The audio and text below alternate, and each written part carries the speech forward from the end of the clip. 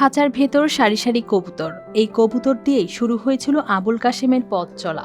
দীর্ঘ প্রবাস জীবন শেষে দেশে ফিরে খুব ছোট পরিসরে শুরু করেন এই কাজ। শুরুটা ছিল মাত্র 2 জোড়া কবুতর দিয়ে। ধীরে ধীরে যত্ন আর অভিজ্ঞতায় বাড়তে থাকে সংখ্যা, বড় হতে থাকে খামার। কবুতর পালা হচ্ছে একটি শৌখিনতা আর কি। যারা শৌখিন মানুষ তারাই কিন্তু কবুতর লালন পালন করে। তারপর আমিও ওনার কাছ থেকে এগুলা দেখে উদ্বুদ্ধ হয়ে আমিও ব্যবসার পাশাপাশি এখন কবুতর লালন করছি।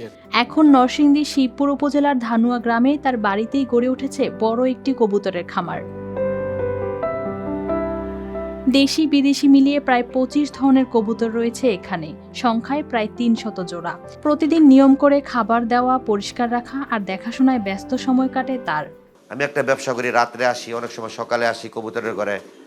যেমন বন্ধু বান্ধবের আড্ডা থেকে আমি কবুতরের ঘরে থাকলে আমার আড্ডার সময়টা এই প্রাণীর পিছনে কেটে যায়। এই খামার থেকে এখন নিয়মিত আয়ও হচ্ছে। বিভিন্ন এলাকা থেকে মানুষ আসে কবুতর কিনতে।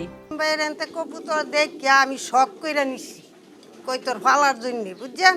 আমি তো কাশেম ভাই জন ফালতে পালে, তো আমিও 2টা নিয়ে ফালি, সমস্যা কি? এই উদ্যোগ দেখে আশপাশের অনেকেই আগ্রহী হচ্ছেন। প্রাণী সম্পদ অধিদপ্তরের পরামর্শে খামার পরিচালনা করা হচ্ছে আরো ভালোভাবে। নিজের শখের বসে এবং এটাতে তিনি আনন্দ পান। 2026 সালে যে আমাদের হয়ে গেল জাতীয় প্রাণী সম্পদ সপ্তাহ, সেখানে উনি ওনার এই কবুতর প্লাস ওনার যে পোষা কুকুর ছিল সেটা নিয়ে আসছিলেন এবং উনি আমাদের এই দপ্তরের থেকে প্রথম পুরস্কারও পাইছেন। ছোটভাবে শুরু করা এই কাজটাই এখন হয়ে উঠেছে স্থায়ী আয়ের একটি পথ। News desk, RTV।